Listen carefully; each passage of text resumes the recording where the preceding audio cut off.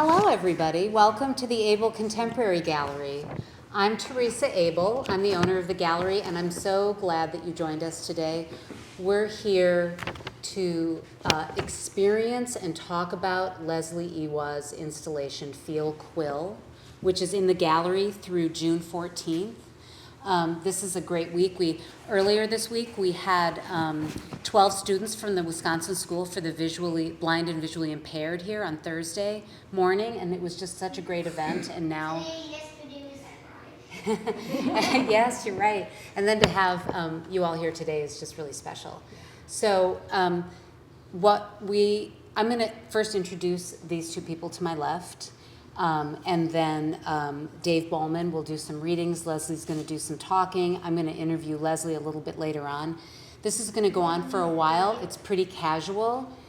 Feel free, if at different times when Dave is reading, if anyone wants to get up and walk around to see better what's going on, or because some of the sculptures are in different places, let's all just be really casual today. So first I want to introduce Leslie Iwai. She is an installation artist and sculptor who creates conceptual work informed by her education. She holds undergraduate degrees in mathematics and chemistry from Wayne State College in Nebraska and a Master of Architecture degree from Virginia Tech University. Leslie spent many years as a teaching and working artist in Omaha, Nebraska, and was the first recipient of the Bemis Community Arts Fellowship in 2005. In 2024, she completed Cumulate, a 1% for Art, public art project for the University of Nebraska at Kearney.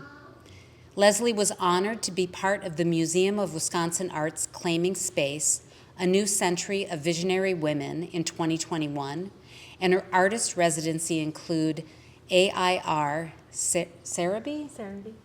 And Kimmel Harding Nielsen Center for the Arts. Leslie has taught in both academic and community settings in Wisconsin, Nebraska, Illinois, and New Mexico. She has been a contributing writer and artist for image journal The Well InterVarsity.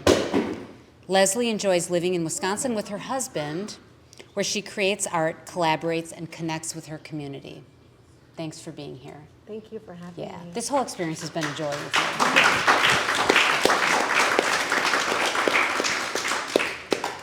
And then I want to thank Dave Bowman for joining us today. Dave is a transitional specialist and parent liaison with the Wisconsin Center for the Blind and Visually Impaired. In this role, he provides transition support to students, families, and educators throughout the state. He also has coordinated the Summer Employability Program for blind and visually impaired youth for 20 years.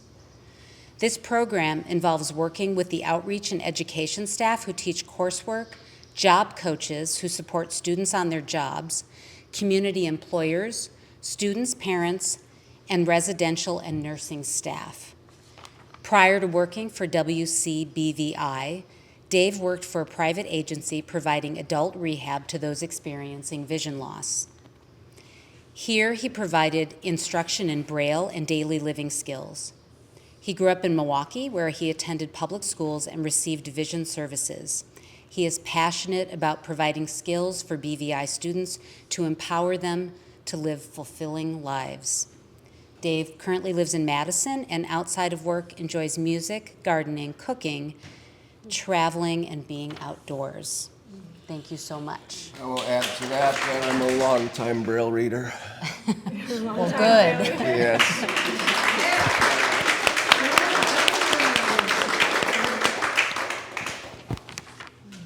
So, we're going to do some reading now. Yeah. Or you're going to do some reading, Dave. All right. So Dave will just kick it off with reading the first, which you can tell there's 3 different sculptures in the room, and the first one Dave will read, and then I'll talk a little in between, and I'll just do a talking in between some of the reading, and then we'll have a little more Q&A with Teresa and the audience afterwards. So Dave, you're going to turn towards the right and go straight. And I can take your Braille and when you're ready. You want me to stand here? Or do you want to? Go there. A couple inches and then all the way to the top. So Dave, thank you, Dave. I'm just going to sit down right next to you. You're not clapping. Feel. Noun.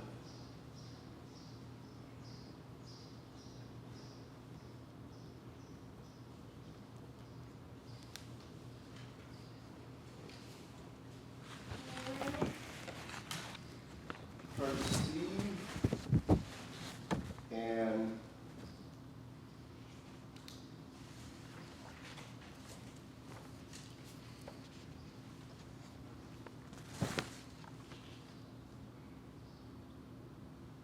sense of touch.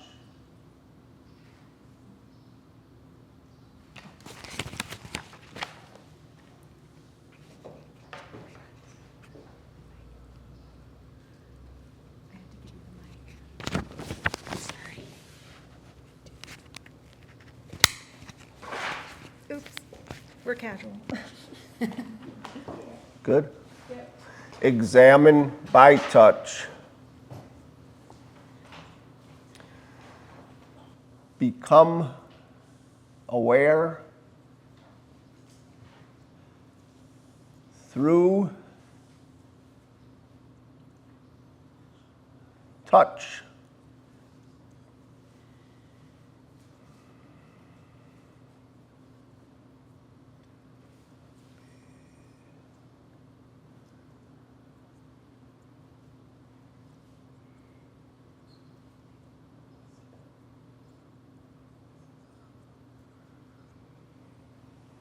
You're not clapping.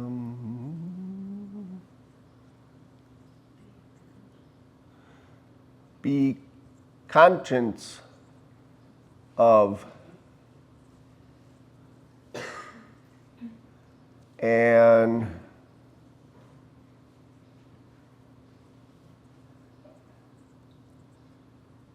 inner impression.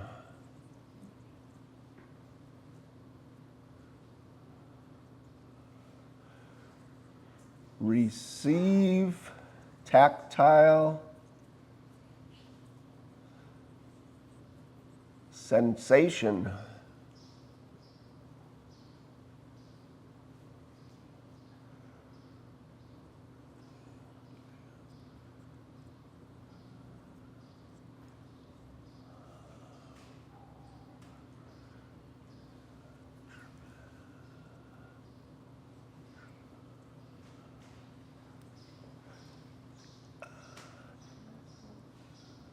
Produce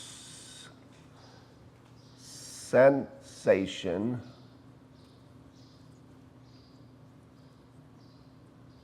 through touch.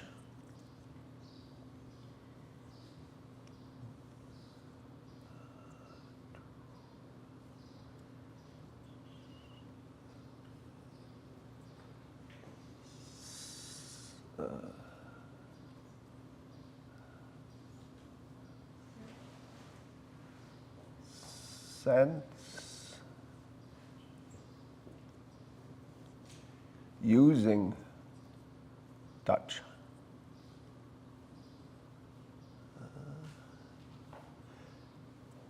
Have compassion.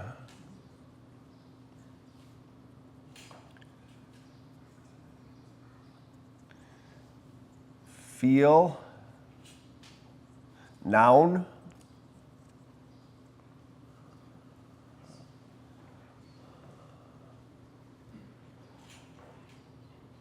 No.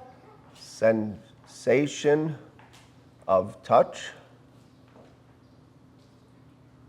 That's your word. Quality appealing to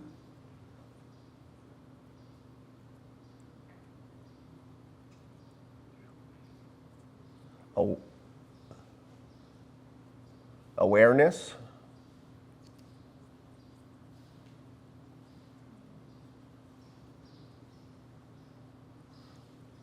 of touch.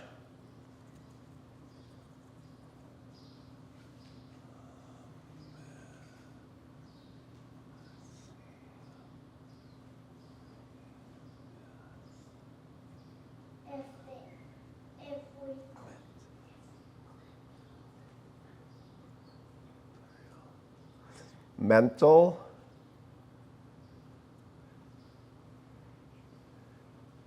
impression,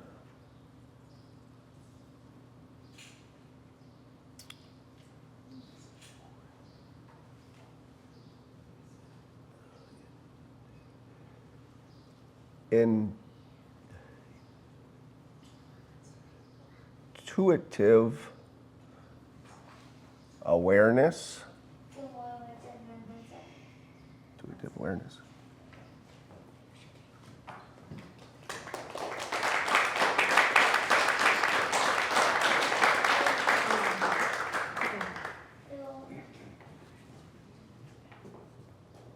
Let's take a little break in between readings. Okay. And then we just go back to the chair, right? Here's the middle chair. So just thought that we would give Dave a break in between. There's a lot of focus that's going on there, as you might know. I thought it might be, first of all, we'll cover a lot in some Q&A, but I thought it'd be kind of nice in between readings to just share a little bit about the project. Oh my gosh, yes, sorry. Here's about the loops. Thank you. I think that's it, right? Mm-hmm. And then, yeah, oh, and I need to get this back. Oh. Here. Oh, thanks. Because I'm on this side. Okay, so I just, so I thought it might be kind of neat to tell you a little bit about the inspiration. I was asked that on some people were on the way, what inspired you to do this piece? And there's a lot of backstory, but I'll just share a tiny little bit. When I was in Nebraska, as you kind of heard, I had some Nebraska roots. I was asked if I would like to be part of, or I applied, I don't remember how that works, to make an art piece for a show called Feel What You're Missing. And it was in collaboration with the Nebraska Prevent Blindness. And I immediately thought, yeah, I want to do that. And I developed 2 pieces. And one of the pieces is right here. And it's called, I'm going to just take it out of its thing. And, maybe it might be nice, because I think we're a very tactile group here, to pass it around gently so everyone can gently touch it.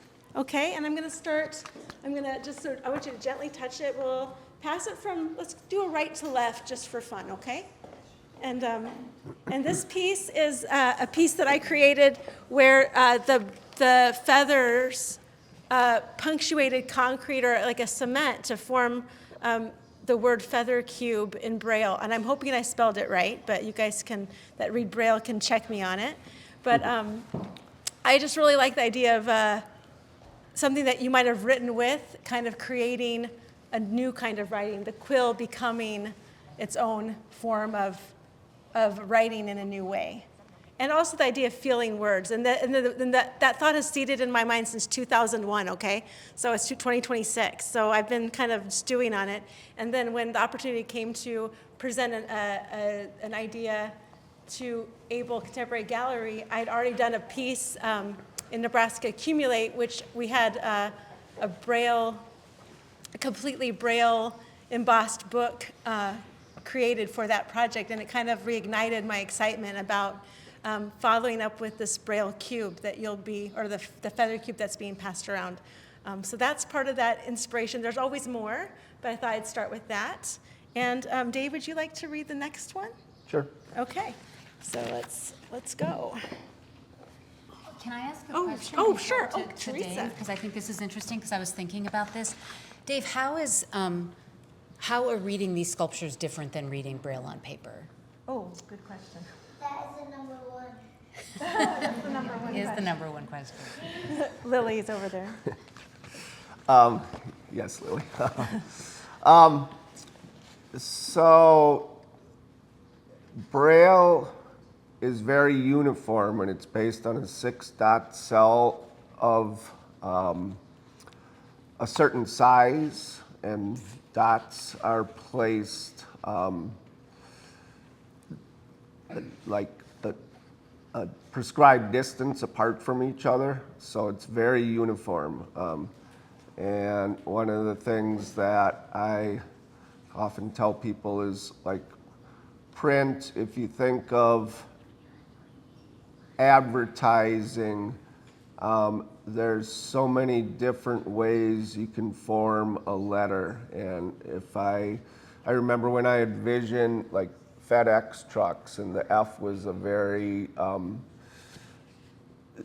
descriptive part of their logo. Well, with Braille, an F is an F is an F. It's always the same. You can't really change things.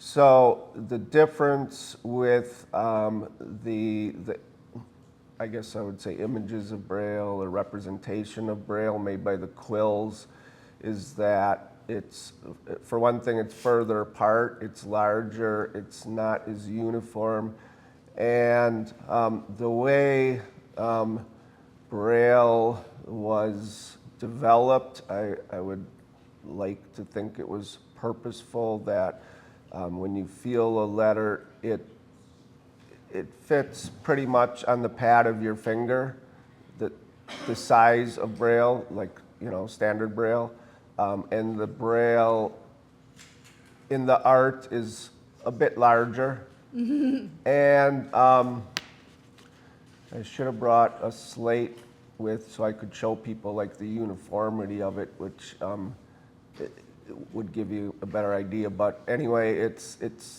there may be a little bit more variations in the art than there would be in actual Braille.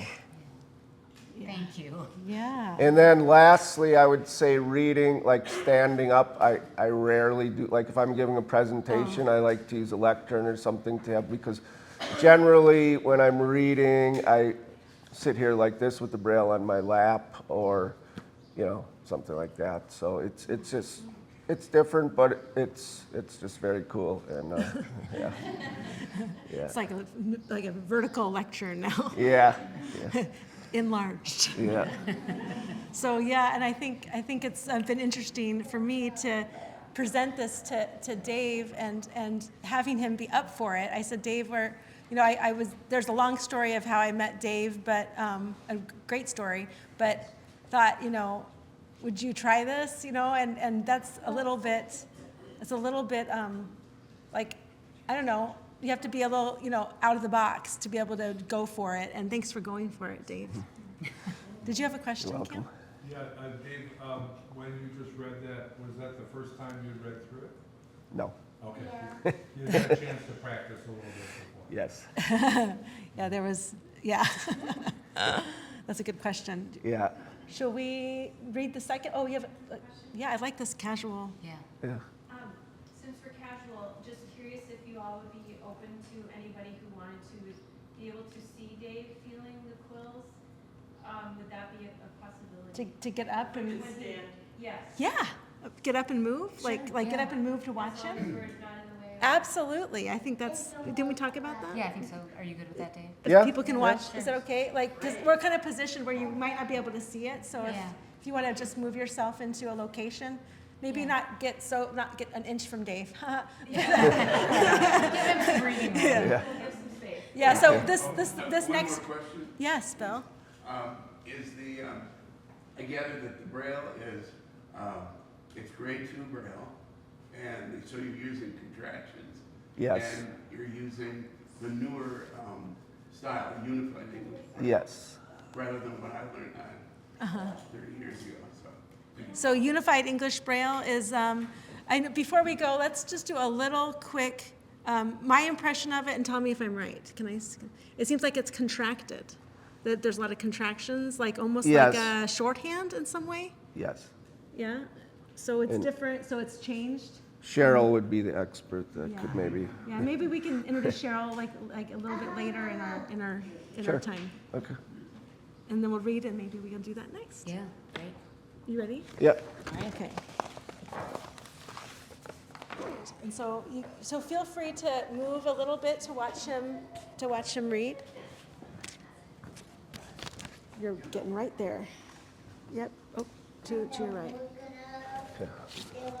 Okay. So we'll. Do we want the microphone again? Oh yeah, you have the microphone on because I kept Oh. forgetting to take it off. So so when everyone's ready, and oh, thanks. Is it on? Yeah. Good? Yep. Okay.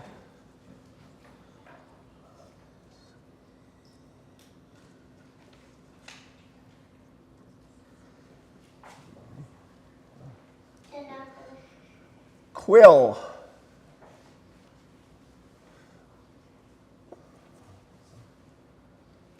Noun.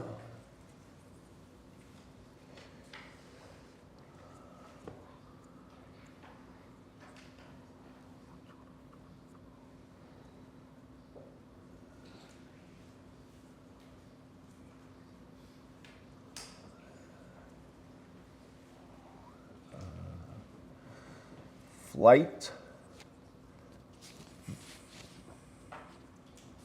Feather of a bird.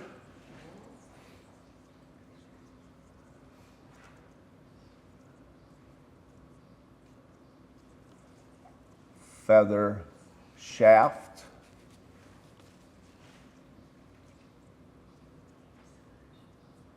Below the vein.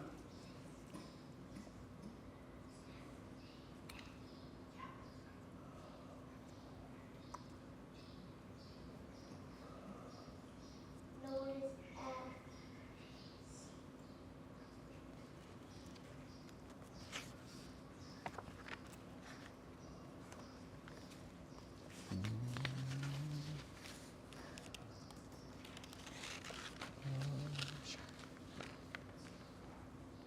Sharp spine of a porcupine.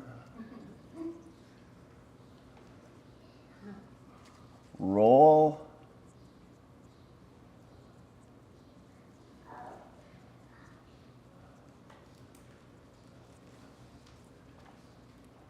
of dried bark.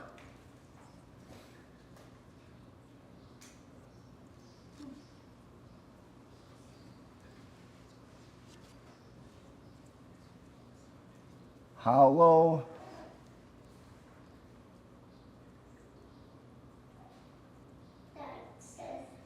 stem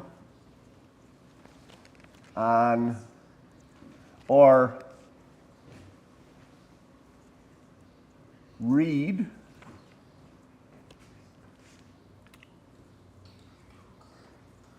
small pipe or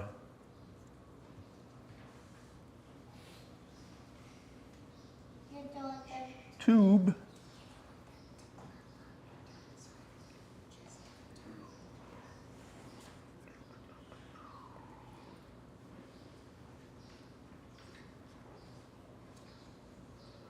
Writing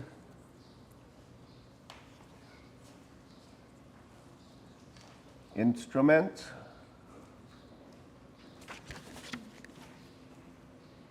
Made from feather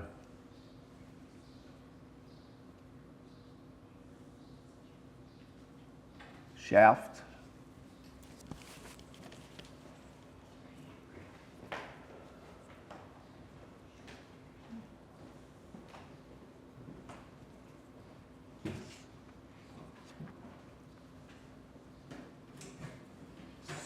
Spindle or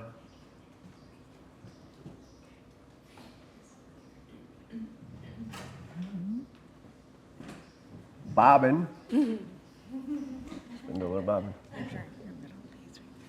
Keep going. Verb.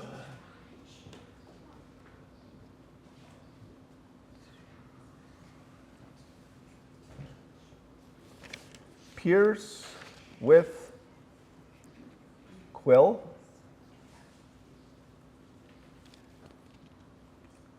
Coil or wind.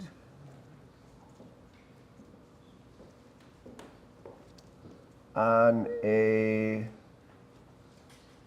spindle.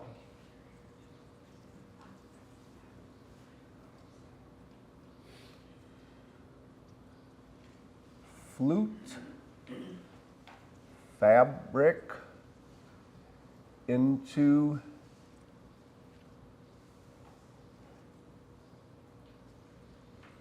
curved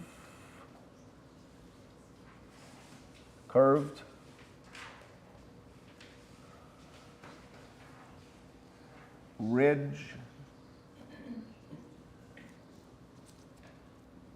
there one more?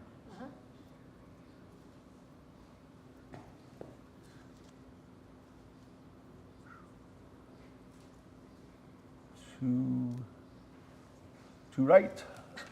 Excellent.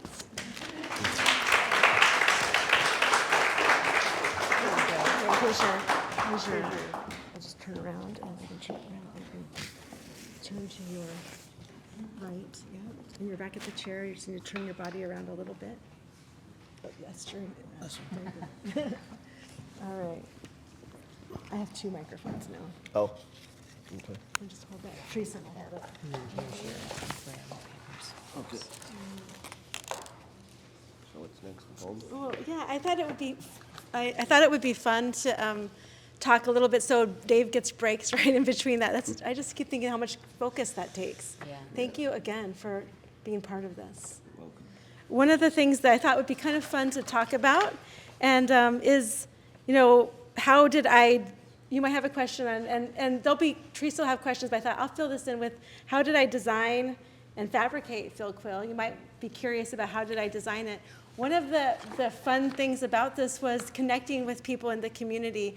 Part of the community I connected with were people that helped me gather feathers. So in the hunting and fishing community, there's pheasant farms and people who knew I was doing this and would bring me feathers. There's about 2,000 feathers in this piece. So that takes a lot of collaboration.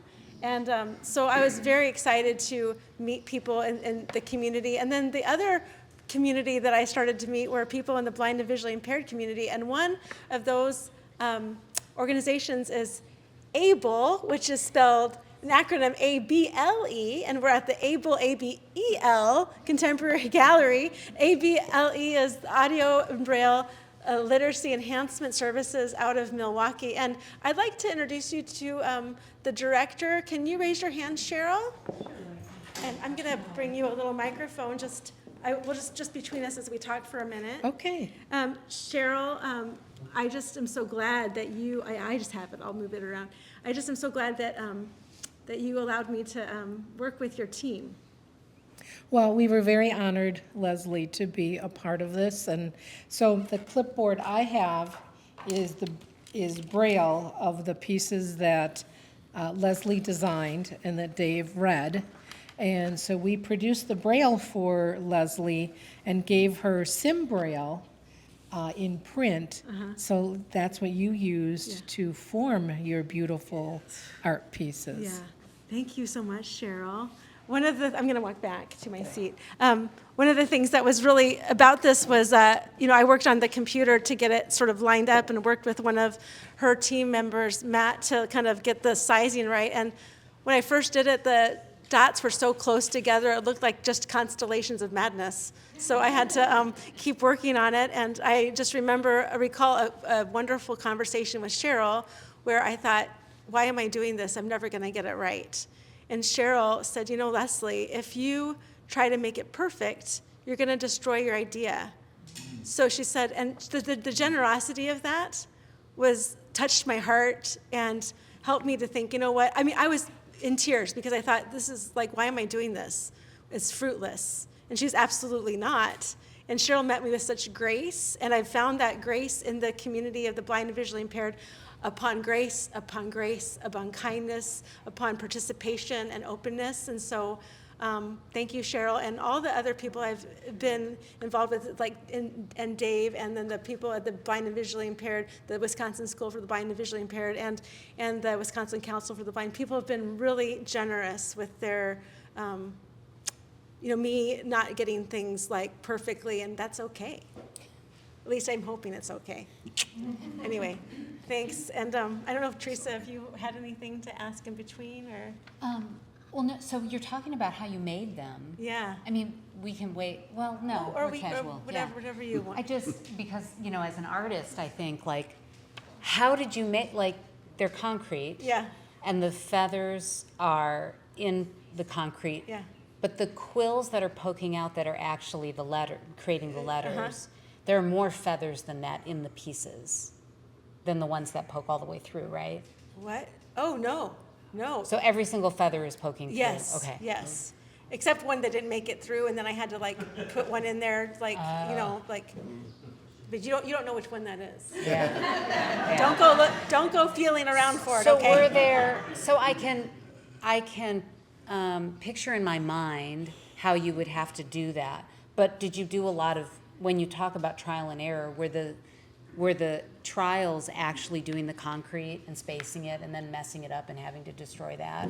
Or were there ways that you did the testing without concrete first? I did testing without concrete, and then the model that the piece I did from 2001 was like helped me jog my memory, Okay. because the cement concrete that I used is fairly pricey, so I didn't want to do too many mistakes. Yeah. So I just thought, well, how do I? And so I made forms that look like, I don't know, like semi trucks shrunken down, where you have sort of trusses. My architect friends in here, trusses to keep the walls from exploding. And then I had, which you'll see behind you or on the prints on the wall that are up, each of those are a template of one of the lines of text. So there's 15 prints and there's 15 lines of text. And so each line of text has the visual of the Braille, not the texture of the Braille, but the visual. And so, but those were also cut out with a special cutting device I have. And then I poked those through into foam core, and then I also cut slits out of the foam core to keep everything straight. And so that's why you can see how they're oriented really straight, like they're not like all turned around and random, they're very straight. And that was really important to me, that precision. Yeah. And also one of the things is, a friend of ours that helped pour, our friend Joyce, she helped pour, and there was an issue where I thought, the cement didn't get all the way through, and I thought it's kind of like a live edge on like a counter, or you see those like great boards, they're a live edge. It's like the concrete has a live edge, and I thought that's great. And if you are anyone sighted or unsighted, feel free to put your hand and look in and touch these. As long as you're not trying to shake it, just touching it is an invitation for feeling those edges. So I don't know. Yeah, no, that helpful? that is helpful, yeah. Okay. Yeah. Well, should we do another reading and then we'll get to some more discussion and stuff? Are you up for it, Dave? Or do you have anything to add into what I said that kind of popped into your mind? I don't think so. Okay, I'm going to give you this. No. Okay, there you go. And so we're going to go to the right, Okay. over here. And, once again, if you'd like to move and you want to watch Dave read. So this is our last one here. So what?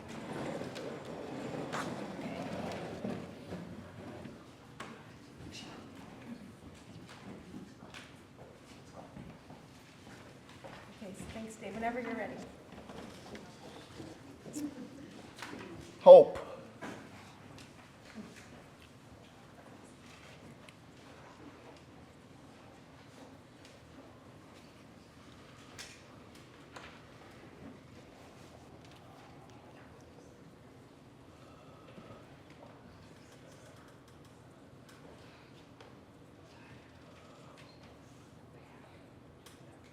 Hope is the thing with feathers.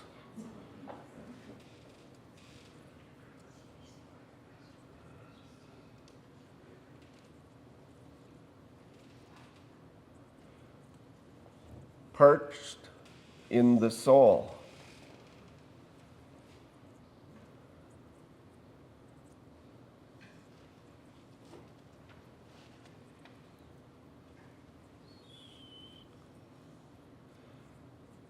And sings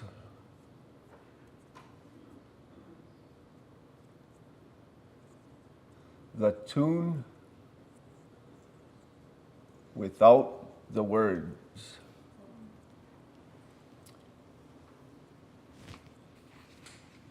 and never stops at all.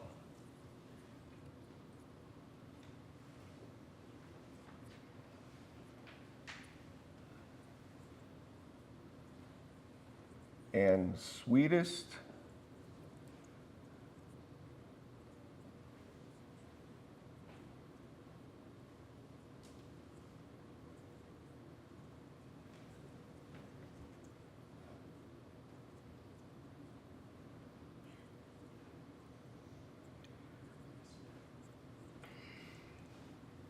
in the gale is heard.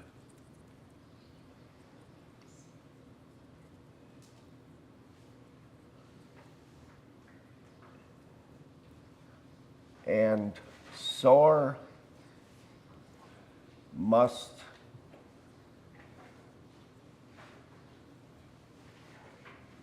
be the storm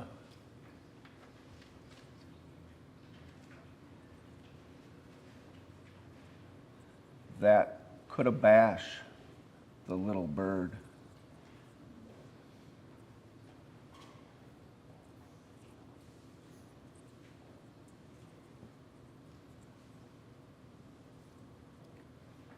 That kept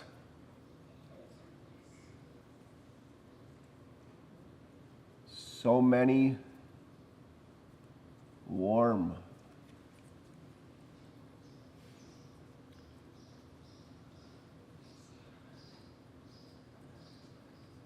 I've heard it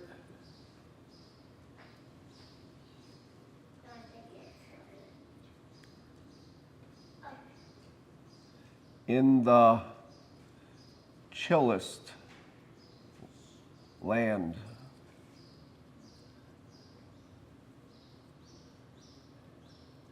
And on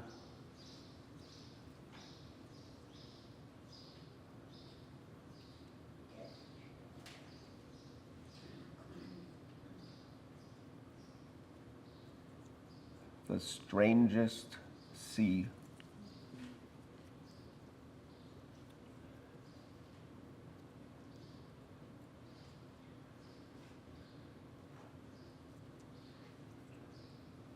Never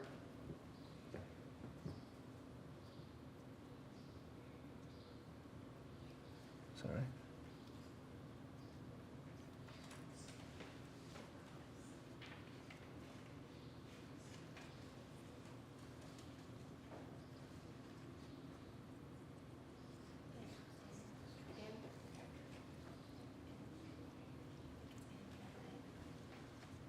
Never in.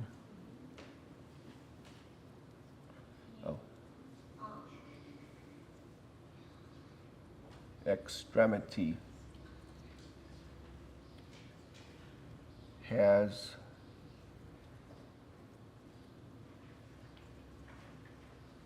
it asked a crumb of me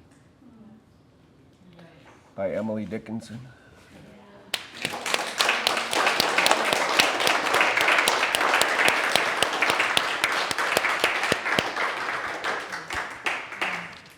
You're just going down straight ahead a little bit, and then you'll turn towards your left and sit down. There's this chair right in front of you.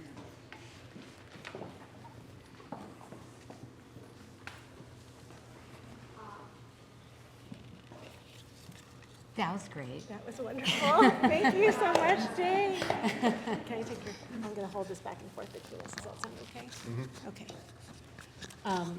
Do people need a break, or should we jump right into the conversation? We're good? Okay. Conversation. All right. So, well, reading that Dickinson poem, when you were working on the piece, Leslie had sent us the proposal for this piece, and you hadn't completely worked everything out. Yeah. And I remember you called me one day at the gallery, and you said, I'm thinking about this piece, this Emily Dickinson poem, which many of us may have heard before. It's a beautiful piece. And you said, I don't know if you were almost like worried is it too much, do people know it? Is it too familiar, I think? Yeah. or too on the nose, like perfect for this piece because the feathers and I said, no, because in this time, like, it seems like it's the poem we need right now. Yeah. And, like, if you're so cynical that you can't hear that piece and still be moved by it, that's so sad. But also, you know, because of the challenges of reading like this for Dave, I was thinking as you were reading it that it made me hear it in a fresh way because there's this slowing down, there's this being really present with it, and I found it actually really wonderful. So, I agree. yeah. Yeah. So that's not a question, that's a comment, but really wonderful. And then the way that these are made, Leslie, there's because of the concrete and immediately when you were installing them, I had seen pictures, but coming up here during the week of install, they feel like they've existed for a long time. Yeah. There's something almost ancient or monumental about them, and when you look at the patterns that make the language, I start to think about hieroglyphics and all kinds of other ways that humans communicate. Mm-hmm. And so it seems to be part of this lineage of human communication. I don't know if you thought about that at all. Well, I love that it was interesting because part of it is, you know, you see it in your mind beforehand, right? Like, not you, but I mean, when we make things that we often can conceptualize it in our mind.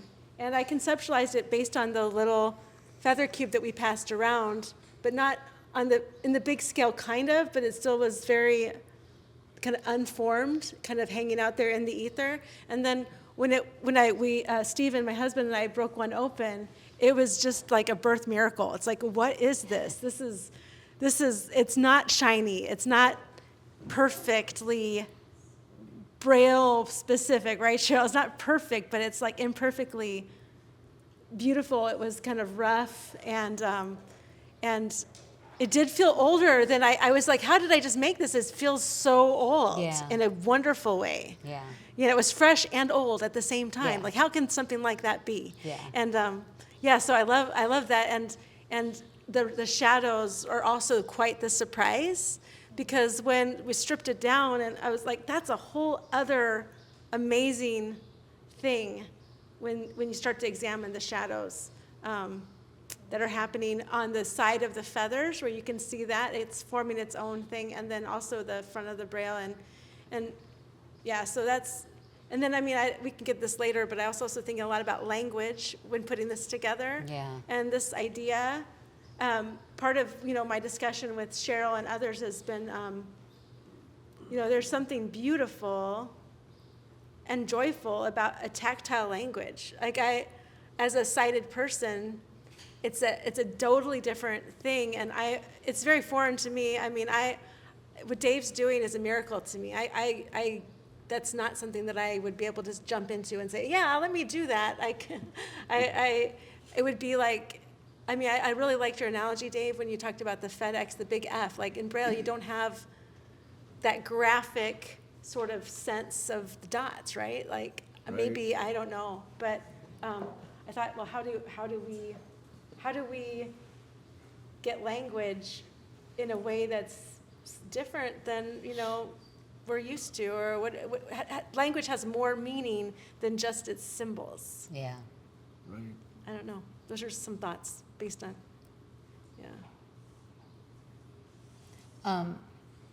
yeah. So I want to jump to a whole other question, Great. Leslie. Yeah.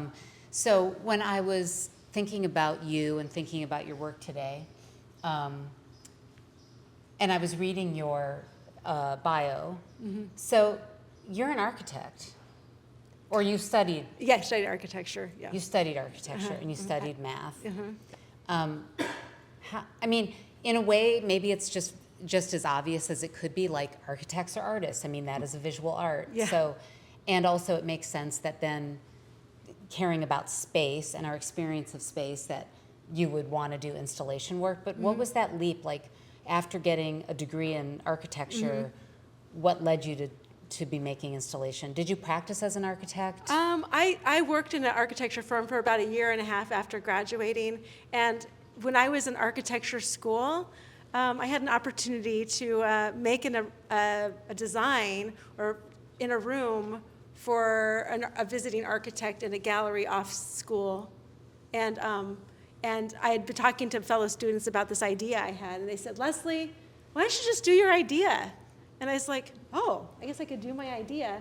And it was a kind of a suspended, I had threaded little flowers, like 2,000 something little flowers from the top of a skylight, and they had been weighted down with just like little washers.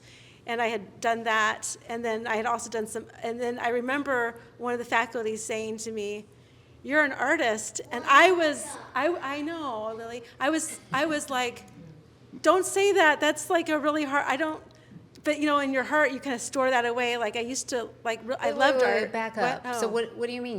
You I thought hedged. it was that intimidating It was- to be an artist, or what was it about that? Or you just thought, no, that's not who I am? No, I thought secretly that is who I am, and why did they notice that? And then also,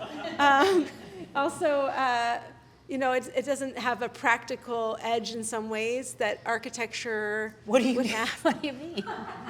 And I thought like there's an important part of making a life for yourself, and as an artist that is challenging, but when he said that, it just landed. It just struck something and landed. And then our father, two of my sisters are here today, and I'm very glad they are here. But our father died in 1997, and that really changed my life. And I moved from the East Coast back to the Midwest, and then I signed to an architecture firm on the same day I signed to some art studios that were under construction. And so I worked at the firm for about a year and a half, and the studios opened about a year and a half, and then there was a jumping off point. And I just knew I need to make a choice, and I have to choose this route. And so it's been it's been challenging, but it's been the right choice for me. Yeah. But I bring all those disciplines with me. I have a friend here right now that's an architect looking at me over in the audience, and so I never want to say I was an architect, but I bring my architectural three-dimensional thinking and how I build things, and I think one of the things I would say that I like to share about my thoughts on installation, which is I'd like to share this. Is that okay? Please. So I really love words. I don't think you can tell that, can you? No. One of the words that I love is the word installation, and the word stall is like the word for like a room. Like in French, it's like the room or a stall, and it also refers to a horse like being kept in like a stall, and it's ready to move, right? So the horse is ready to move, but it's contained. And so I thought of installation as like an idea that really wants to move, that's just contained for a moment. And so you contain it, but it has a lot of energy that it wants to escape. So I feel like as an artist, I'm wrangling horse-bound ideas that want to go, but I'm holding them back so you and me can enjoy them for the moment that they're here. So installation to me, has an idea of suspended, it's kind of maybe like in some ways photography, a suspended animation in a way, but that you get to live in it with me and with the idea for a while. Well, and that actually, so this space, gallery number 5, is made for installation-oriented pieces in here. But this is the first time it dawned on me, you just describing that. Like, I actually was thinking about it. I was looking over your portfolio on your website this morning, and there's just, and it makes me want to I wished that I could have seen all of your pieces when they were living, when they were together. But I'm a painter, so for good or bad, my work stays on in someone's home or somewhere, and it's there. It becomes an object that lives in the world. But when you're done with your installations, they're done. How does that feel? Is there a sadness to that, or is that just? Oh you gosh, just get used to it? That's such a big question, and I like the word "feel." Right? Yeah. It does feel. It feels like there's a little bit of there's installations that won't go up again. There's some parts of them that are dispersed and with friends and family all around. There's a little sadness, so I kind of try to spend as much time with the pieces as I can. Yeah. As in, you've seen me at the gallery quite a bit, and I'll probably be back and do some sketching and drawing. But it's like how how to stay present with the thing. Because I guess when our father passed away, I thought about, how do you stay present with someone? Yeah. Yeah. How do you stay present?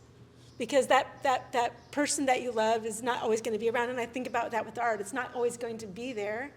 And that's part of the beauty of it and part of the longing Right. for presence. No, you're right. It's a life of that piece, right? Yeah. Yeah, Yeah. and as sad as it is. Because sometimes with other artists, too, who do installations here, and when I look at their other work, if I'm looking at it online or a video, I think, oh, I wish I missed that. I didn't know. I couldn't experience that. It's Yeah. different. Yeah, But it's a wonderful, that's such a good question. yeah. Yeah. It's a really wonderful thing. Let's just talk a little bit about the prints. Yeah. I mean, you talked about them a little bit, Yeah. but did you know when you had initially were making the sculptures, did you know I'm going to make a series of prints? When did that come up? Have you done much printing before? I love that question because I haven't shown a lot of my prints in the past just because there hasn't always been the opportunity to show them, but I really enjoy finding ways to two-dimensionally represent the three-dimensional work. And so I had thought, when I talked with you and Anne about putting this up, I thought I want to do some drawings, or I want to do something that has something to do with it, but I hadn't thought of what it was. And then as I was making this, I thought, these are like printing. Like if I could literally get up and I said, oh, I think I can just make a little press and make a print. And the thing is that wasn't something that was really workable with the medium. I thought, oh, I can print it. And I thought, well, what about printmaking? What about making a print in a new way? And I had printed out each of these as a template for me to use for the feathers. And I thought it just was a natural progression for me to make the prints. And then I thought I need to make 15 because there's 3 times 5 is 15, right? Mathematics is sort of my jam. Yeah. So there's 5 per sculpture, and they each have a kind of a color. I picked the colors because I thought the ones for Feel or Orange, I kind of felt like that has a fleshy tendency, and the Quill for me felt, I don't know, like royal or something, and then the purple kind of felt, and then the Hope, how could you not do yellow for Hope?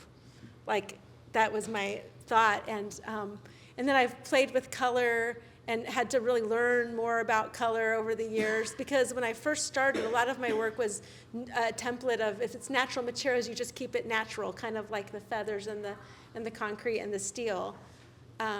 But then I thought I need to be braver and invest in color because it's really important. Right. And so that's that's where these came from. I like to, as my husband would say, I like to push it. I like to push hard with my work. And I also know that, like you're saying, that the installation comes down. How can you recall it or remember it? Or sometimes people think, I wish I could have that, but I can't, there's no place for me to have it. So I thought, well, is to find a way to document the piece in a beautiful, kind of like an artistic way that could kind of have a memory of it without it being up. Because not everyone has a place you can drill into the floor. Really? Yeah, thank you, Teresa. You're so welcome. Yeah. Yeah. Oh, that's great.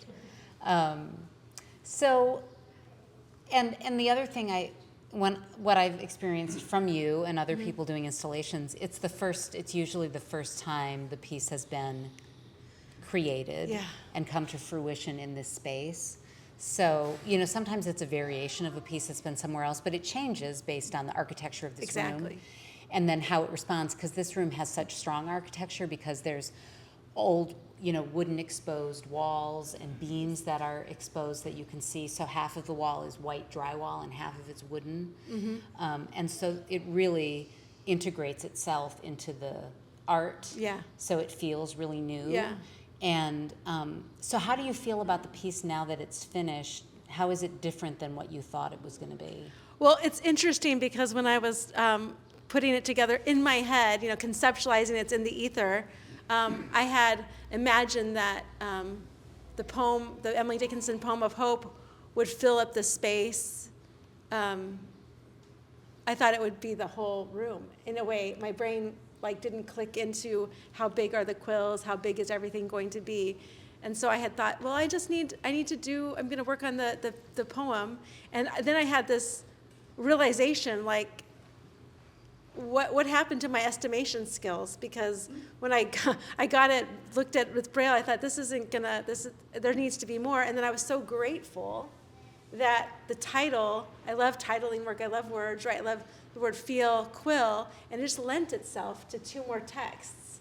And so it was kind of like it blossomed from the poem to encapsulating more even about the concept. And you wrote Feel and Quill, right? Yeah, I had a friend who is a great editor to help me. Good. And I also, I looked at the New Century Dictionary, the Oxford English Dictionary, Merriam-Webster's, and just sort of found what's the meat of those? Yeah. And also mathematically, with the Braille, how can that fit in the space that I have? Because if I added an extra word or I took away an extra word, it wouldn't be comparable to Emily Dickinson's poem. So it needed to have a visual weight for both of them. It couldn't be like a dot saying how many dots are in the letter A, Dave? One dot? Couldn't be one dot in the middle. It's just that, so I had to really work on the definitions. And so that was another one of those design kind of things that had to come through. You know, what am I writing and how do I do this? Yeah, and how's it going to look? Yeah. Yeah, that's interesting. Yeah. Yeah. So the last thing I want to talk, and then we're going to open it up to questions if anybody has questions from the audience, but there's a phone over here, Yeah. which I think was just such a great addition. So it's an audio guest book, right? Yeah. Which is so great. So you can just pick up the receiver and you can just leave a comment about the show. Yeah. Yeah. Which is super cool. There's like a little message from me. Just wait till that finishes. Yeah. And then beep. Yeah. Yeah. That's great. Yeah. Yeah, and I won't be listening to all the message until the end of the show, and we'll download. And I'm hoping to get some kind of transcription of those so I can read them and listen to them. Yeah. So yeah, please leave your thoughts, commentary, your name, the date, Yeah. Great. where you're from. Thanks, Teresa. Yeah.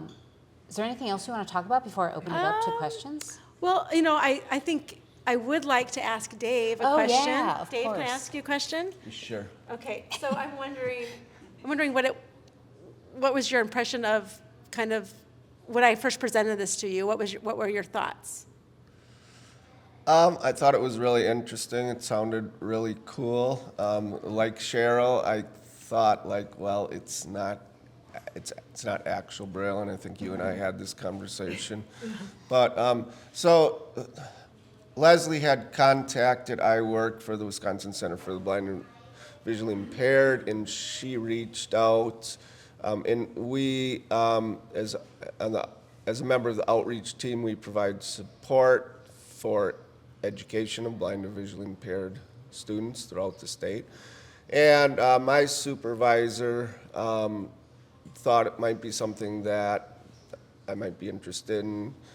So she put me in contact with Leslie, and so we kind of started meeting, once a week or whatever, and she went over the progress that she was making, and it was a kind of cool process. And then I came here for the opening, which was a month ago or something, and that was, it was a good reception and everything, and it just made me feel like, wow, there's a lot of interest in it and stuff. And then just a couple days ago, our school brought over a group of students, I think you said 12, to, observe and kind of just do what we're doing here today.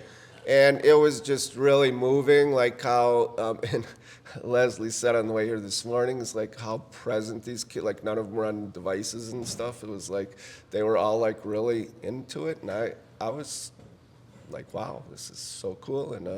And just their comments, and then we had a talk like this, and their comments and questions were just amazing, and their interest and yeah, so that just, and then here we are today. So it's wow, the first time I was ever like involved in the whole creation of art, you know, just being part of that whole process and everything, and it's pretty impressive. And then I also I just want to take a few minutes to say that I know there's a lot of people in this room who don't know me and who maybe never saw a person read Braille before. I don't want people to walk away with the impression that reading Braille is very slow, because it's not, because I'm actually a pretty quick reader. And if I had to read like I was reading that, I probably would not read Braille. And that. Thank you for sharing that. There's a thing in education and in literacy that we often talk about, where students progress from learning to read to progress to reading to learn. And I feel today like I was sort of somewhere in the middle there, and the thing, reading Braille from a page, if I can't figure out a word, you kind of go ahead and figure things out by context, but it's just more difficult to do here. And even though I've read these words and phrases over and over again, it's like I get stuck on one thing, and it's like, and I'm just focusing like on that one symbol, and it sort of gets lost in the whole context of it. So I just wanted to share that with people, and that Braille is a true form of literacy. True. And that Braille readers can read quickly. Thank you for sharing that, because that's a really important point. I mean, the fact that he can read Braille so well, is that why he could actually do this? Read these at all. At all, yeah. And I will say that one of the students a couple days ago just went up there and read it like she was reading from a page. I'm like, wow. Okay. Yeah. She was jumping for joy. Yes. Jumping for joy. Yes. Yeah. Yes. Those kids were so great. They were great. Yeah. Should I bring the microphone? I'm going to bring the mic over. Okay. My comment is that the world is full of print. People see, children and adults, you see print on signage, you see print on buildings, print is in everyday classroom, print is everywhere. What today does is it says that Braille is important too, and that's exciting to me. We here who are Braille readers, we read it every day. It's important and life affirming, and this art piece is really a magnification of how life affirming Braille is, and that's really special. How beautifully put. Thank you, Cheryl. It's personal.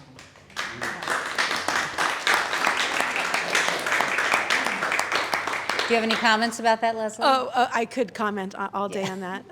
I feel like I learned so much doing this, and I would have so much to learn, but this is the first time I've really met, interacted, and collaborated I collaborated with the press that did Accumulate, which was amazing, and then I feel like I advanced collaboration with you all in a way that was so intimate, like with being able to have a phone call with Cheryl, and she's a blind Braille reader, and she's comforting me like I don't have to get it perfect. And I think that's something that that I've just noticed, that the perfection tendency is really not helpful for a lot of reasons, but what Dave was saying, what Cheryl said, that Braille that is produced, that you can see that is being passed around or being felt, that is perfected, right? But humans, we need some wiggle room, and I just am appreciative of people in the Braille and visually impaired community being gracious with me. Gracious upon gracious. And reading is a miracle. Literacy is an absolute miracle. and transform. I mean, I think I was talking with one of my good friends that's here today about my brain is being crunched by the thought of thinking about thinking, talking about talking, words about words. I don't know if anyone's ever had that moment where you think, how can I talk and somehow it makes sense? How does my brain make a word a form and a form a word? And this to me was me pursuing that, I think, very deep question for myself. And and then what happens when, like, our mother had dementia? What happens when you start to lose your words? And you need to, there's ways of communicating that's just tactile, like a texture that communicates, or just touch communicates something that you can't connect with words anymore. So anyway, I don't know if that kind of bounces off what Cheryl said, but I appreciate that there was graciousness for me to create something that's imperfect. No, that's beautifully put. Anybody else? Questions or comments? Oh, I'll come right over with the mic. Thanks, Teresa. Sure. Thanks, Denise. I would just really want to express my gratitude, Leslie, for this. I'm Denise Jess, Executive Director, Wisconsin Council of the Blind, and I know you've met with my staff. So what I think happened for me here today, and having many sighted folks in the room, is that your work helps bridge the connection between those of us in the blind and visually impaired community and our sighted friends and family and community members to open hearts and minds. So I think your work is not only beautiful in the in the imperfection of the Braille, it's also that emotional and connective bridge that is so critical for us to live together in harmony. So thank you for that work. Oh, thanks, Denise. Thanks, Denise. Thanks, Teresa. Yeah, thank you. Jean has it. Thanks, Teresa. I have two practical questions about how you did this art. I'm wondering how long it took for the concrete rectangles to cure and be like ready to go. And then I noticed that some of the feathers are very short and some are very long. And is there anything to that as far as, is it just that's the randomness in the pheasants, or in how you decided how to kind of allocate those once you got them? Oh, okay. So, the first question is, how long does it take to cure? It's not like I probably could make the medium more descriptive. It's actually like an expansion cement that I used. And so it's really like I had to pour it, and it gets pretty hot, and it gets pretty solid within maybe 10 minutes. Wow. So it was just basically 10 minutes, and if you get it on your skin, it chemically burns you. So we have to be really careful with that. So it was just a very fast cure. So when I was talking about the live edge, we were kind of trying to rock the forms, and each of these rectangles weigh 30 pounds. So it's a little bit heavy. And then with the, I should know the exact number of feathers. This is ridiculous. I keep saying about 2,000. It's about 2,000. So I had to get the feathers, and you wash them, dry them, wash them again, so they're all like nice and disinfected for you. That's very good. So you're touching them, you're not getting stuff. So all of those feathers had to be washed several times and then sorted into their sizes. There's about 7 sizes of pheasant feathers, and so then I would get those, and I put those in like 25 feather like groups, and then I thought, well, how many groups per? And so I basically distributed them evenly between each cube, and said, well, like one can't have all the long ones that are going to be jealous of the other ones. So you have to like make sure that you divide them okay, like they're like siblings, right? You have to share. And so I thought, well, so they all have to have about the same amount of feathers, but I want to kind of arrange them from, I think this one, the feel is short to long, and then I felt like feel kind of, if you want to feel it, right, like it goes from short to long, and then quill felt like it's from short to long to short, so it kind of forms sort of that tip, of a quill. And then hope, I just was like, well, it kind of has to go long to short. And I also like that it presents very gold and bold when you look at it from the side. So that's so that's a good question. That's a really good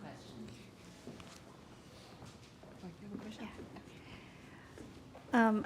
I'm not sure it's a question, but I was thinking that it feels like when the feathers go through the skin, right? Like you have this skin layer. And so the feathers are seen normally from the outside, but there's words and thoughts and language going on the inside. What? And then you've also kind of turned it inside out, where you're going, what I want you to see are my thoughts and my words, right? So yeah. Okay, I have to really think about that, Rachel. Yeah. Like it's almost like the words are finding their way through. Yeah. I guess that's kind of my artist statement. If you get a chance, like the words will make it. The words will find you. Yeah. The words will arrive. Is that kind of what you're saying? Like they're. Yeah, I mean, it's revealing the inner being of, Yes. the inner words, the inner statement. Oh, Yeah. wow. Yeah. I love these insights. Yeah. So it doesn't have to be such a question. You can offer your insights. These are fuel. These are some insight fuel. So for all of us, I hope that this is kind of fun for everyone to toss these thoughts around. So Leslie, I'm just wondering about your decision to display this work in this manner. But now that I just heard Rachel say that, I also think because these pieces stand about the height of an adult, right? So there is a kind of face-to-face encounter here too, right? Of standing in front of these things, almost person to person, yeah. if you will. But just wondered how you came up with this installation strategy to put these things on stands and stack them up and all that. Yeah. Okay. That's another kind of structural question, which is great. So one of the things that I do, and my family's who's here and some friends who've seen my work for a while, I tend to I don't always do everything from scratch. Some pieces have appeared in other works. So sorry, I don't know why I'm getting up, but. So these stands, I made for a show called Daughter Cells in 2016. And so they're actually quite flexible.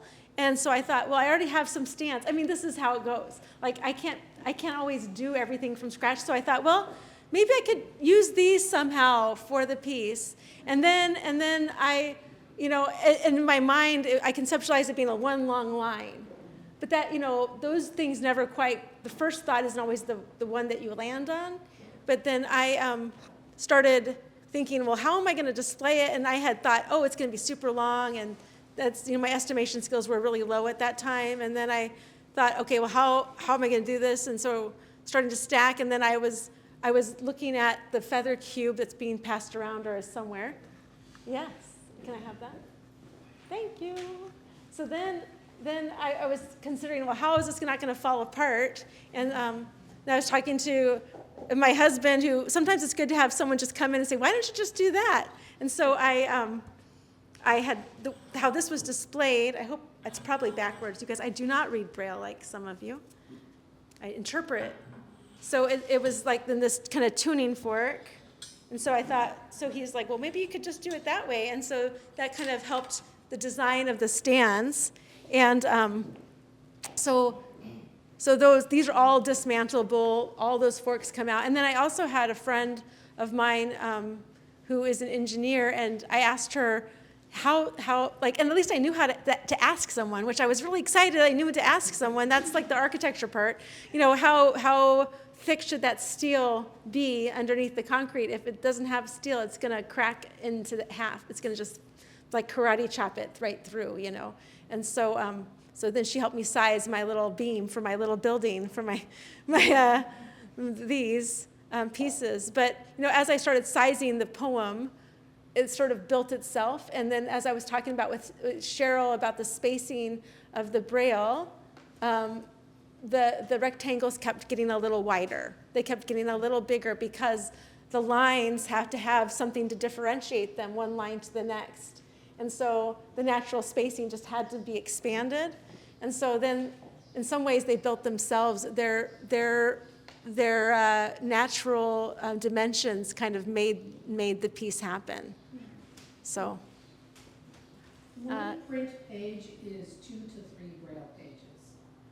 If you imagine a page of print, it would be 2 to 3 Braille. So, Shell, you said one printed page? One print page is 2 to 3 Braille. Is 2 to 3 Braille pages. Yeah, that's good context. Jen, you had a question. More of an observation, but as I'm sitting here watching the feathers, they're moving. There's a fan in this room, and the feathers are moving. And so it's kind of making me think about, like, sometimes words can be sharp, like the quills are, but our meanings can maybe be soft, or the interpretation, it doesn't always come through. And so the cement is kind of like the in-between of what are you trying to say versus what is the meaning of what I'm trying to say, if that makes sense. So they kind of come out sharper than they actually are meant? Yeah. Oh. Yeah. We need to know that. Yeah. I'm also a word nerd. Okay, I word think nerds. we have a lot in common. Word nerds unite. Leslie, a couple themes have come up. Collaboration, vocabulary, literature, words, the sense of color. I'm wondering, as your work evolves, are there other through lines, or could you speak more about those through lines that if some people in this room are familiar with your work? Can you talk about maybe how you reached this point with those through lines? Of the collaboration. Of collaboration, the color. Of these and language. I don't think I've ever had it put that way before. Collaboration, color, language. I think studying architecture really showed me that an art has to bring people together in order to, for my value, I value that collaborative nature. I'm also a very social person, and so if I don't get to connect with people, I get a little despondent. Like, I like to have projects that connect with others, and so it's part of my own working, palette per se. And so I really enjoy involving people. And I also taught academically at the University of Nebraska in Omaha and at UNL in Lincoln, and loved working with students, and then transferred that to working with communities and doing some teaching artist work. And so part of what that spoke, and also that one show I talked about at the very beginning of me making art with the feather cube here was how to make art have many expressions that can be so it was it's like the material, the color, people are all collaborating together. I feel like the color is also collaborative in a way, because it creates art that can touch people and communicate through different means, right? So, how do you do something auditory if you can't see something? How do you do something tactile if you can't see something? And so, I also, when I moved to Madison, I also was a voice captioning assistant of accessibility. And so accessibility to me comes through the color. It's kind of, and also I think I was also very, very sad earlier in my life after our father died, and I didn't have color emerge into my work until maybe 2018 or 2019, yeah. So if you look at some of my other things, you won't see a lot of bright colors, but the colors emerged, and they can't be put back into the bottle for some reason. I have to have the colors. I was talking with Teresa and Anne, the gallery director, about, gosh, maybe I could have done prints that were more monochromatic, and I'm like, if I was more serious, maybe I just have to have color. I just couldn't stop with the color. And so the color is also, in some ways, keeps me company. In my studio, I don't have a studio with other artists, and the color is very soothing, comforting. And then the other part was just language. I mean, language and different forms of language, Morse code, Braille. So Morse code. I worked with Morse code for my public art project, and Braille, and I also even did a project where I knitted some code, I made my own knitted code. I don't know. I think code, if I was a computer programmer, that would be another thing I would be doing, because I like code. But I'm not coding digitally, but I'm coding digitally with my hands, haha. So, anyway, I know, see, the word thing is like a really strong, but the puns can be really bad. So, anyway, but I love words. I love that, it's like there's something about the word became flesh and dwelt among us, like this idea of flesh, enfleshed word, the idea that a word doesn't have to be text, it can be personified. There's the idea of word being a real thing, and then the symbols that we read are not the symbols, they're a real thing. It's real, and the print is an expression of the realness. So I love real, and I love thinking about the depth of a word. Like I was talking about installation earlier, like the idea of every word has a deeper. So I also have a miniature copy of the Oxford English Dictionary at home. So, and the pages are like 2 inches by 3 inches, and you have to use a magnifier. But it's one of my favorite things. Thank you, Leslie. Thanks. I don't know how we're doing on time, but. So, well, Hi, thanks, Peter. Leslie. Oh, wonderful, wonderful show. First, a comment, then a question. The comment, I'm sitting here looking at, how our thoughts get translated into our words when we verbalize them, right? That threshold through which it happens, and that the feathers represent to me like our thoughts are non-linear, right? And there's a whole it just kind of bounces around inside our head and all that, and then once it gets through that concrete, and then it's really ordered into the Braille, into the language, right? Yeah. So our thoughts into language, our thoughts into verbalizing. So that metaphor is really strong coming through to me. Yeah. So my question is how you cast the concrete, and just tell us a bit about the formwork. And my guess anyway is it's cast with the quills going up and then down.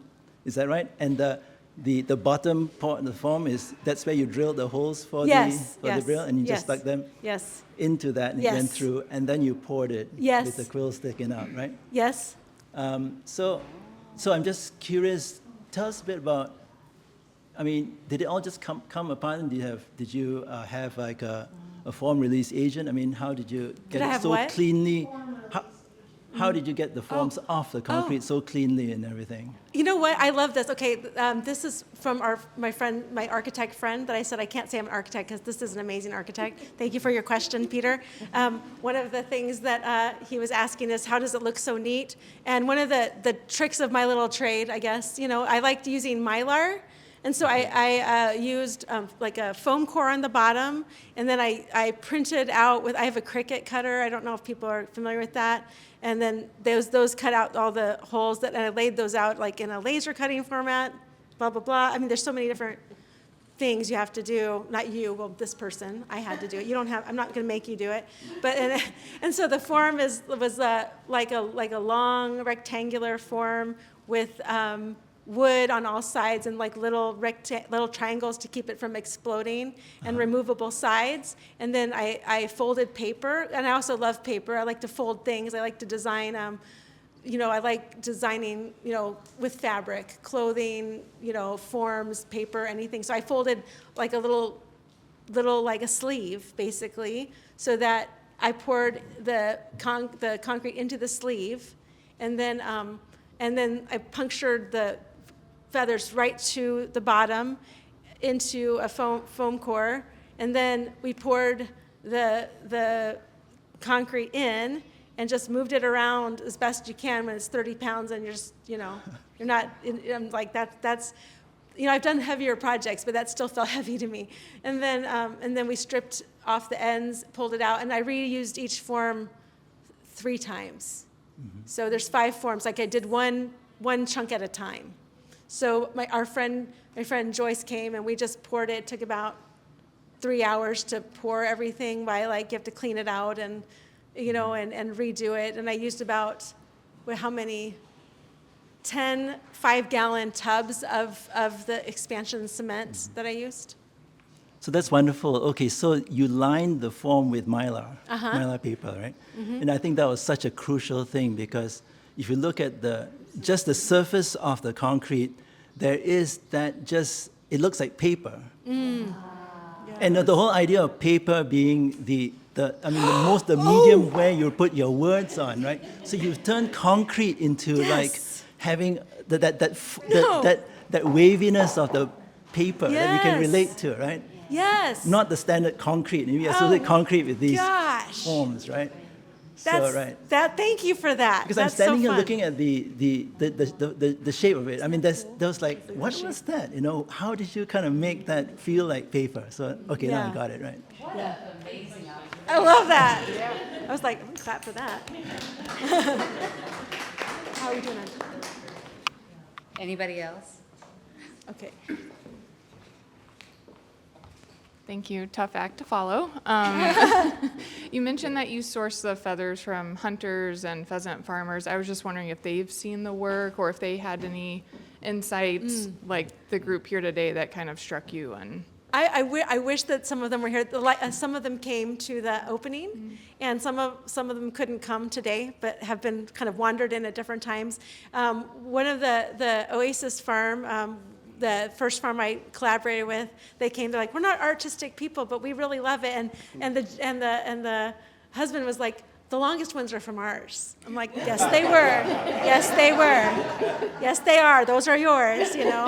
And you know, it was really fun because you know, I connected with Dane County Pheasants Forever, their representative, and he directed me to a woman named Ingrid Summers, who also leads hunts and raises dogs, and she was and she's also a furrier and makes amazing work, and so she's very artistic. And I told her about this, and she was on it, and she had like several hunts that she was leading, and she said, Leslie, I'm going to get as many as do you need it again? So I picked up feathers. She's like, do you need more? I'm like, I do.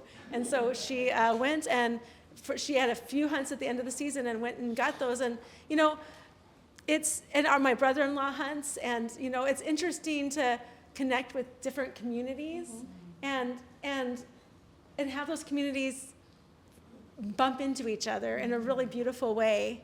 I think that I had some of the best questions came from Ingrid and her husband. My husband and I ran into them to go pick up some feathers in their outbuilding, and you know, they had their things, all sorts of things all around, you know, that dealt with what they do and their story. And we had pizza and chatted, and we stayed there for 2 hours. Just they're asking about the project, asking about this, what I was doing, and curious. And so yeah, that's a really great question, because I think it's been really fun to just meet. That's part of my artwork is meeting people. My artwork is not just making the art. My artwork is the connections.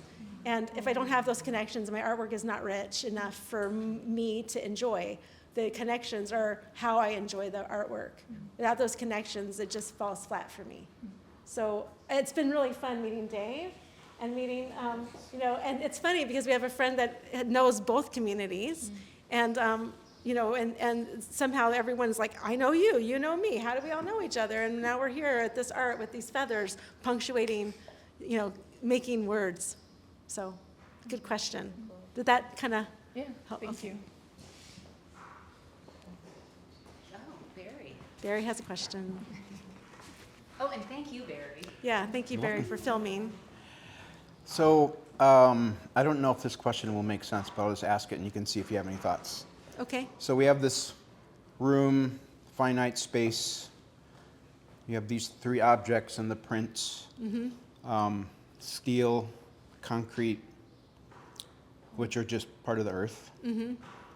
The feathers that were connected to living creatures. And by the way, I don't think birds know that their feathers can be used as writing instruments. Right. Yeah. But so I'm thinking about this on one side, things that are very finite. Mm-hmm. Then you have language and like poetry, letters. That letters are finite. Braille language is finite. So between the infinite and the finite, where do you see this work landing? Does that make sense? That's a big question. It is a big question. It's kind of formless, but finite to infinite, in a finite room with finite people. Okay. And No, so that's good. That's good. Any thoughts about Yeah, that? I do have thoughts. I do have thoughts. Part of that has to do with that word installation from earlier. It's the idea that it's always going to be, for me, the concept is always infinite. And the finite captures that concept for a small amount of time. And so, so that is important to me. That is the most important part of my work to me. I will consistently make work that has a multitude of media because I'm not gonna be like, I do this or that. Some people do that and that's great. I just can't help myself because I think the concept has to be expressed a certain way. So I think the concept, it's an infinite concept, but it's expressed finitely in this, and I'm hoping that it makes an impression that will last with you all, so that there's something transformative that will go on past this just being here. And when it goes away, it'll be in storage. It'll kind of be quiet for a while, and then at some point, maybe someone will adopt it into their home, or maybe it'll be said, "Could you show this piece?" And but it won't be the same. It's like that picture you took with your friends. You're like, this same group of people will never be the same again. It's like it's really important to me that I enjoy this because it is finite, but the idea will go on. And I'd love to explore that idea more in finite terms in other ways. And I think I already have, and this is another expression of that. So, anyway. Anybody else before we All right. Did you say that you had submitted things to Image Journal before or worked with Image? Okay. Yeah. That's great to hear. I won't dwell on that, but it's just like I never hear about people knowing about that publication. So that's really great. I submitted awesome. I have an essay in there. Okay. I'll give you a link to that. Thanks. Yeah. Kind of on that note, I mean, yeah, you had referenced the incarnation briefly just a couple seconds ago, but yeah, when you did that, it completely flipped the direction that I read these pieces, because I'd been reading them sort of as comets or like something with like a vapor trail behind it. Like there's a kind of feather to point movement, but all of a sudden, word becoming flesh that completely flips it. And so I've been reading them from where I'm sitting right to left instead. Does that make sense? But now they're going back and forth because of part of what you were just talking about and what we've all been talking about just the really complex relationship to being, and then how we like write about being, or like, that person that was incarnated, and then to the relationship that the text about that person plays, and how that has like a more expansive thing than the physical presence. It's all very back and forth, but I just am spending a lot of time with these pieces, and I have a really long drive tomorrow, and that's what I'm going to be thinking about the entire drive, is actually this relationship between like, the incarnation and installation, and like what those two things might be, like to fully fill a room with a presence or something. Yeah, like there's something there that it's an incomplete thought to me, but yeah, the relationship between the incarnation and installation, and like what those two things have to tell each other, is what this work has brought me to today. So that's gonna sit. I'm gonna have to think about that a lot. Yeah. And let it just kind of penetrate. Yeah. Thank you for saying that. Thank you for bringing that to the surface. Yeah, thanks for showing. This group, you have the best questions and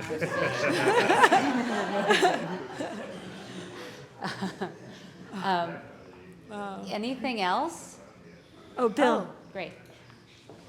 There's a mic right in front of you. Okay, thank you. with this exhibit, you've transformed the feather, contributed to its evolution from a writing instrument, which in the past were harvested, sorted, washed, sharpened, and dipped in ink by a literate human to write words. Now, with this exhibit, the feather becomes a reading instrument. They're gathered, washed, sorted, sharpened, and grouped into letters and words and punctuation marks. Oh, my goodness. Nice work. Oh, wow. Wow, Bill.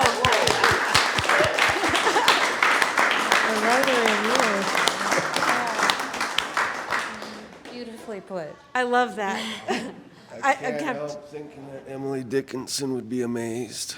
I think she would be, yes. Anything before we?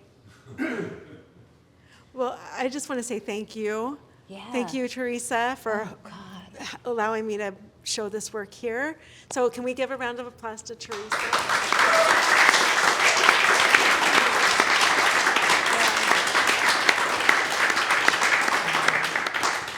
And there's so many people here that have helped me make art, install art, be helpful. And I just want to, like, each person I see has, like, impacted my art practice in significant ways, or will eventually, if I haven't quite met you yet. So thank you so much for coming and being, this is a lot of time to put your attention towards, and it's really appreciated. And hopefully, you know, if you have those thoughts, you can, if you want to take time on the audio guest book, I would love to, like, have you, like, maybe say, oh, remember that comment or whatever, because like, I'm going to listen to the audio guest book like much later, because all those things will be downloaded, and maybe I'll share them somewhere, maybe. Yeah, great. Thank you, and thank you, Dave. Thank you, Dave. Oh, okay. We're going to sell them all. We'd like to sell them all. Yeah, that would be great. That'd be that would help the art practice quite a bit, actually. I also want to mention that Leslie also has a wonderful show up at the Arts and Literature Laboratory in Madison, downtown Madison right now, called Weave When Things Break, and that's up through June 20th, and there'll be a closing reception there on June 20th from 5 to 7 p.m. And then this show is up again through June 14th.